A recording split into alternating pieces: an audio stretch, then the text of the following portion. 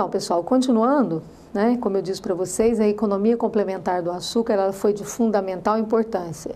E, obviamente, dentro desse processo de economia complementar, né, o gado foi a estrela, né, dando início aí, então, à economia paralela, chamada economia da pecuária. Bom, terminando essa parte da aula, a gente não pode deixar de falar a respeito do processo de interiorização que aconteceu nesta fase, né? Neste período, a pecuária, né, as missões e o processo dos bandeiristas, né, que a gente chama, foram os responsáveis pelo processo de interiorização da colônia. Então, isso começa na segunda metade do século XVI, continua no século XVII, e no século XVIII, com a descoberta do ouro, né, vai aumentar ainda mais. Então, olha só, todo aqui, nós temos aqui, olha, a expansão da pecuária, né, todo esse território aqui em que o gado vai sendo levado cada vez mais para o interior. E aqui já mostra, né, na época da mineração, em que o gado vai vir abastecer as minas, aqui no caso, ó, as minas do Cuiabá e as minas de Vila Boa, lá em Goiás, né? Então, o gado ele foi de fundamental importância para completar esse processo. Aqui nós temos, né, as bandeiras, que não se esqueçam, né, que as bandeiras não respeitavam o Tratado de Tordesilhas e que também, né, inicialmente, né, com o interesse de pregar aos índios, né, as bandeiras vão acabar descobrindo ouro.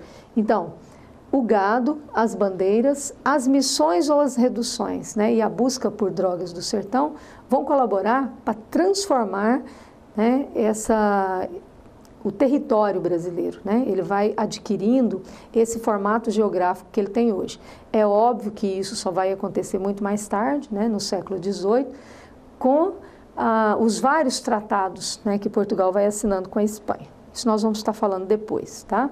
Então, não se esqueça que a pecuária foi um dos fatores que colaborou para o processo de interiorização. A pecuária, as bandeiras, as missões e reduções e também a busca pelas drogas do sertão. Bom, e aqui nós vamos dar continuidade ao nosso processo, né? Dentro do ciclo do açúcar, nós vamos destacar aqui as invasões holandesas, né? Lembra que eu contei para vocês no início lá da nossa aula que os holandeses, né, na verdade eles eram chamados de flamengos, eles habitavam a região dos Flandres. Aquela região, nesse período, pertencia à Espanha, né? Tinha pertencido inicialmente à França, depois passou para os espanhóis. Só que quando os espanhóis assumiram, né, a posse daquela região, isso tinha coincidido, na época, com a Reforma Protestante. E uma grande parte dos flamengos, eles eram protestantes e o rei da Espanha era católico, né? Então isso vai gerar um atrito entre eles e vai começar um processo de perseguição contra os protestantes daquele lugar. E é neste contexto que os flamengos vão lutar contra os espanhóis e vão se libertar. E é nesse contexto que nasce o país chamado Holanda, né, na região dos Flandres, lá na região dos Países Baixos, né, Holanda e Bélgica. Então nasce a Holanda ali. A Holanda nasce inimiga já da Espanha. Por quê? Era uma região muito rica, né, os maiores bancos estavam em Amsterdã, e os holandeses se separam dos espanhóis, por serem protestantes, e, obviamente, o rei da Espanha querer exigir, né, que eles seguissem a religião católica. Bom, então, quando os holandeses se separaram, nessa época coincide com o início, né, da União Ibérica. Lembra que o rei de Portugal morreu e o rei da Espanha assumiu, né? Então Portugal passou a ser da Espanha e o Brasil, por tabela, também. Acontece que os holandeses faziam comércio com o Brasil. Lembra que eles tinham assinado lá com Mendiçal um acordo? Então, aí, né, a Espanha resolve sacanear os holandeses. Por quê? Porque eles tinham se separado deles. Então, os espanhóis vão lá e proíbem os holandeses de fazer comércio com o Brasil. Bom, e é óbvio que os holandeses tinham investido muito dinheiro aqui e eles não queriam perder esse lucro, né? Então, é neste contexto que vai acontecer as famosas invasões holandesas, né? Essas invasões holandesas, a gente costuma dividi-la em duas invasões. A primeira de 1624 a 1654, né? E a segunda de 1630 a 1654. Essa primeira invasão, na verdade, ela fracassou, né? Por quê? Eles tentaram estabelecer um governo em Salvador, né, onde tinha capital. E por vários anos eles lutaram, né, contra os portugueses e espanhóis estabelecidos ali. Não conseguiram se estabelecer. Por quê? Porque é uma região que era militarmente bem protegida, né, era a capital. Então, os holandeses tentaram por várias vezes e não conseguiram, desistiram. Depois, mais tarde, os holandeses fundaram, né, a Companhia das Índias Ocidentais e, através dessa companhia, uma companhia muito rica, né, eles vão invadir Pernambuco. E nessa invasão, né, depois de muitos anos, eles vão acabar conseguindo a ajuda de um português, né, que trai os outros colegas ali, e eles acabam conseguindo se estabelecer. Essa segunda invasão, que acontece sobre Pernambuco, né, vai dar início ao que a gente chama de Brasil holandês. Quer dizer, os holandeses, a primeira invasão fracassa, a segunda dá certo. E essa segunda invasão, ela dura de 1630 a 1654, quer dizer, são 24 anos de domínio dos holandeses, né, sobre o Brasil. E nessa época, é claro, né, que a Companhia de Comércio, ela vai trazer, né, um administrador para poder tornar a sua administração mais eficiente. Esse administrador holandês recebe o nome de Maurício de Nassau. O Maurício de Nassau, ele foi muito importante para o lugar. Por quê? Porque ele tinha uma visão capitalista bastante significativa, bastante avançada para a época dele, né? Ele vai buscar promover a modernização e a urbanização do lugar.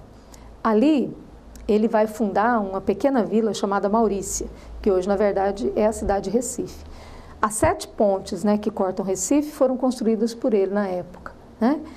E ele, na busca de recursos para poder urbanizar e tornar o lugar cada vez melhor, ele vai estabelecer a liberdade religiosa e vai trazer para cá uma grande comitiva de artistas que vieram com o objetivo de retratar a fauna e a flora do lugar. Eles pintavam, né, quadros no tamanho natural e esses quadros eram levados para a Europa e distribuídos e oferecidos como presente para pessoas ricas, né? A maior parte dessas pessoas eram judeus ou eram protestantes. E eles, obviamente, né, viam a suntuosidade, a beleza do lugar, né? E se interessavam, então, em se transferir para Recife. Então, com o estabelecimento dessa liberdade religiosa, o Maurício de Nassau ele vai receber uma grande quantidade de comerciantes ricos europeus, que por serem perseguidos, né, na Europa pelas suas religiões, acabaram se transferindo para cá. Então, o lugar começa a se desenvolver de forma bastante significativa, né? E o Maurício de Nassau ele estabeleceu uma política muito boa em relação aos fazendeiros do lugar. Ele não cobrava as dívidas atrasadas, né, os juros ele diminuiu, ele emprestava dinheiro, né, a juros mais baixos para os fazendeiros. Quer dizer, ele tinha uma ótima relação com os fazendeiros do lugar, com os lusos brasileiros, né, que eram descendentes de portugueses que viviam no Brasil. Acontece que a política do Maurício de Nassau, ela era muito satisfatória para os lusos brasileiros do lugar, mas ela não foi tão satisfatória para a Companhia de Comércio, né, para a Companhia das Índias Ocidentais. Eles achavam que o Maurício de Nassau estava dando prejuízo para eles. E foi nesse contexto que o Maurício de Nassau foi expulso, né, foi demitido. E aí, né, a companhia resolve substituir Maurício de Nassau por 3 administradores. Esses 3 administradores chegam, né, com o objetivo de resgatar os lucros que o Maurício de Nassau tinha perdido. E aí eles vão cobrar as dívidas atrasadas, eles vão aumentar os juros, né? E isso vai causar uma grande insatisfação por parte da comunidade que já estava habituada a viver com ele, né? Com a administração do Maurício de Nassau. Então isso vai gerar, né, um movimento que passa para a nossa história com o nome de Insurreição Pernambucana. A Insurreição Pernambucana é um movimento em que os lusos brasileiros, né, os nativos da terra, vão lutar para poder expulsar os holandeses do lugar. É um movimento que dura muitos anos, né, e a batalha, tem várias batalhas, né, durante esse período. Uma dessas batalhas é chamada de Batalha dos Guararapes. O exército brasileiro considera, né, essa batalha como sendo o embrião, né, do exército do Brasil, porque é uma batalha feita por nativos brasileiros e eles acabam conseguindo expulsar os holandeses na época, né? Então, eles expulsam os holandeses vão embora do Brasil, né? E depois Portugal acaba assinando um acordo com os holandeses para eles não voltarem. E eles acabam sendo, depois, indenizados por próprio Portugal.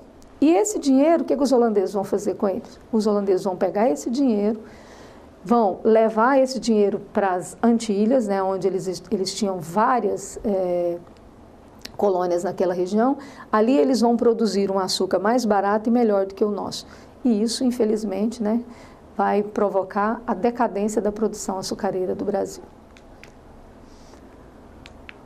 Bom, então aqui, né, como eu disse para vocês, isso gera, então, o processo, infelizmente, da decadência da produção açucareira do Brasil. E isso coincide também com o final da União Ibérica. Mas isso é um novo assunto para a nossa nova aula. Tá ok? Beijo para vocês.